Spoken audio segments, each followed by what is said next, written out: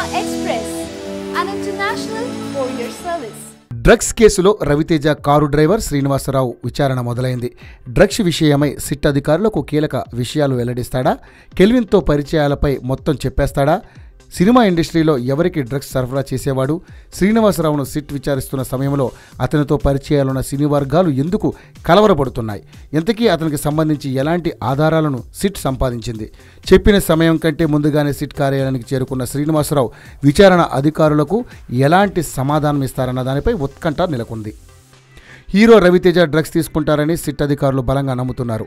అతనికి Srinivasarao drugs అందజేసేవాడని, kelvin ద్వారానే drugs సరఫరా జరిగేదని అనుమానిస్తున్నారు.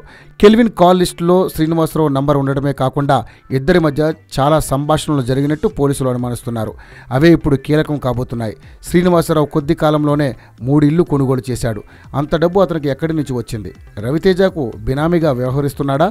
ఇలా పలు కోణాల్లో ప్రశ్నిస్తున్నారని సమాచారం.